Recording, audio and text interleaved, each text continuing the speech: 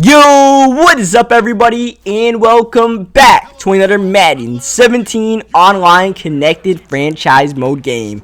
We have now hit week 4 of the Primetime Football League, where the 1-2 New York Jets are hosting the 3-0 Seattle Seahawks. Not exactly a guesty welcome at home, but you kind of have to with the NFL. And the Seahawks' defense continues to get stronger with each passing game. That was possible as we get the interception right on cue. Jeremy Lane trying to make something happen with the back juke right there. So close as we get the touchdown to CJ Procise in just one play of offense. A little bit of a dicey throw right there, but we made it work. And we're up 7-0 as a result. And as you guys can see, Jameis Winston is the quarterback of the Jets. I don't know the exact details of the trade, but somehow, some way, the guy with the Jets traded with the Bucks to get Jameis Winston as his franchise quarterback. We'll see how that works out for him. 3rd down and 4. Winston with the nice throw, moving out the pocket, getting the first down, moving the ball to midfield, trying to redeem himself after the slow start. And Brandon Marshall trying to hit the spin move right there to get that first down. 2nd down and inches, passing the ball, but going nowhere. And that's Ruben meeting him in the backfield. 3rd down and 9 now, looking to pass all the time, but who is open? Jameis says it's himself, but he does not get the first down. The rules of this league is, in this situation, you either go for it or kick the field goal, and he attempts a 60-yarder with Nick Folk. Don't think that was the best idea he had. We're just going to take it in the flats right there to Procise. Was open for the longest time. I was just like waiting to see if anybody else could get open, but didn't really work out right there as he stops us on 2nd down, 3rd down. That's an incompletion right there. But that was Darren Lee almost got the interception. And on 4th and inches, we go for it and get it. The rules of this league is that if you have a 4th down and 1 or 4th down and inches on the opponent's side, you can go for it. Otherwise, you have to punt the ball as we get the first down to Jimmy Graham. Jimmy Graham getting a lot of yards after the catch all the way to the 13-yard line, trying to punch it in for a touchdown, but Jameis is sacked. Held that ball for a little bit too long. Leonard Williams, the second-year player, got to him there. Once again, pressure on Russell Wilson right here. 3rd down and super long. Want to be careful, but we don't even have time. Muhammad Wilkerson this time is the guy. And now we got to settle for a 50-yard field goal with Hauschka. That's good, but there's a flag on the field, and it's roughing the kicker. Automatic first down. That had to hurt. And that also hurt right there. That hit from Calvin Pryor. 1st down and goal. End zone. Graham. Touchdown. Big 6'7" guy back in the end zone. I'll take that all day. Jimmy Graham is our red zone offense. So we can't run it in. Jimmy Graham's getting a lot of looks. But yeah, that was just a brutal penalty for him right there. Instead of a 10-0 game, he gives us the extra points. And now he throws another interception. This time, Bobby Wagner. His first INT of the season. Russell Wilson. He's rocking. He's rolling so far today. He's also getting short fields to work with every single time as we run the ball with Procise, and that's actually a pretty good run. The one weakness of the Seattle team, I mentioned the offensive line, but it's really the fact that we have not been able to establish any sort of run game. We've managed the passing game well, so we're going to call a timeout right here. I didn't like the look we had first half. You get to keep those timeouts in the second half, so you might as well use it, and on the next play, get Russell Wilson in the end zone and go 21-0. But yeah, we just haven't been able to run the ball much. I've been trying to, as we get a big hit right there from Earl Thomas, just blowing up that running play. But yeah, we just got to see how that works out. But maybe we just have to run more at Russell Wilson. We'll see how that works out, especially at the goal line, so they don't put up a quarterback spy. Meanwhile, Jameis Winston is having a horrific first half. That's Earl Thomas in the interception. He just threw it right into coverage right there. That looked like one of those locking on one guy kind of plays, and no matter whether he's open or not, you're throwing it as CJ Procise gets the first down. Procise, as I like to mention, is a good receiving back, so we like to hit him as Russell Wilson is able to get the first down.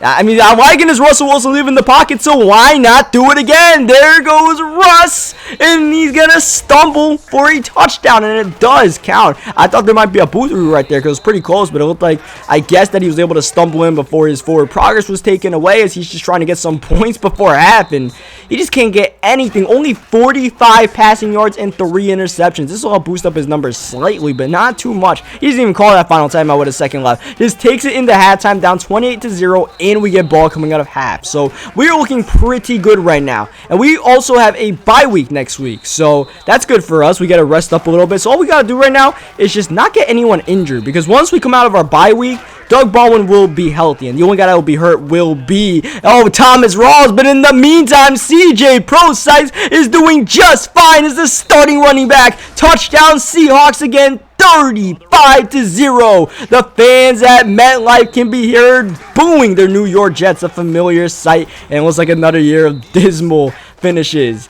And Jameis Winston, the starting quarterback, got brought in to lead this franchise. Not exactly doing that. Put Brandon, or actually, I believe that was, I don't even know what that was. But either way, he put that dude in some pretty dangerous territories. That's an incomplete pass right there. 3rd down and 12. Just nothing going on for the Jets right now. Once again, this Seattle defense is proving to just be too good for other teams right now. We're waiting to see who can figure out this team and really who can score a touchdown, because we have not given up a touchdown yet on the defensive end. So I mentioned that we are on a bye week. The other noteworthy thing that's happening with the Seahawks is that you might notice Luke Wilson is gone. The Wilson to Wilson connection will not happen anymore with the Seattle Seahawks. We actually made a trade with our division rival, the San Francisco 49ers. Before this game, we sent a 3rd round pick in return for Luke Wilson. So basically what was going on is Luke Wilson was going to be a free agent at the end of the year. I don't really use my 2nd string tight end as CJ Procise. Gone again for 44 yards and a touchdown. 42-0 game. This is getting ugly if it wasn't already. So yeah, basically, like I said, we weren't going to sign Luke Wilson in free agency. So I was like, you know what?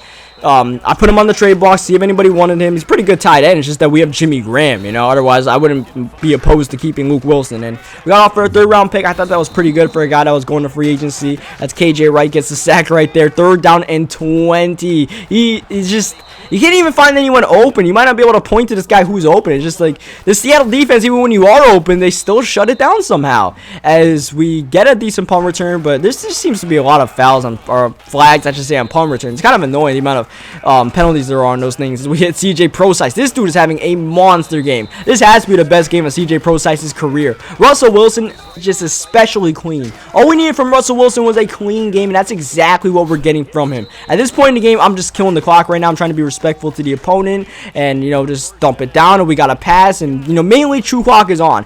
I should have pulled the starters out at this point in the game. It's a 42-0 game. Should have taken Graham out. Should have taken Russell out. Maybe even Procise, but we didn't. We're just trying to play conservative anyways. Someone gets injured, then humbug, poor us, says, you see Russell Wilson's number, 17 for 19. He is game managing, but he is also making all the throws when we need him to do. And that's the one thing I gotta say about Russell Wilson, is that there hasn't been any overthrows or anything like that. I haven't had one throw where I'm like, Russell, why'd you put it there? Have I asked Russell to make a lot of intermediate throws? Not so much, but and we'll see how it goes. Like, we haven't had throws like that where Jameis overthrew the guy right there. 2nd down and 10. Down 49-0, trying to make something happen. That somehow got past Bobby Wagner, but it's all good. We're just, you know, trying to get to the end of the game at this point. Obviously, this guy knows the game is pretty much done, but gotta try to get some points before all things are said and done. He has to try to be the 2nd person to enter the red zone against the Seahawks. That still hasn't happened this season, besides in garbage time in last week's game against the 49ers. I mean, I swear I'm not that good, but we're looking pretty nice with the Sean Shed getting the interception. Whoop! Breaking the tackle and shedding his way all the way. Touchdown Seahawks again. 56-0. I mean, I'm really not trying to run up the score, but it's a pick 6 right there. And the last couple of CJ Procise touchdowns, I was just able to break free. I literally just have true clock on, trying to get this game over with along with this guy, but I mean, when the opportunity is there, I'm not trying to pass up on it. Oh, man, that was another pick 6. Jeremy Lane almost had his 2nd pick 6 of the season on that screen, as Bobby Wagner is all over the place today. All over the run game, all over the pass game. He hasn't really passed the ball too much. I don't know how he got this pass off so far downfield that he actually overthrew the receiver with the pressure in his face. But 3rd down and 10, he throws it in coverage, almost intercepted. 4th down.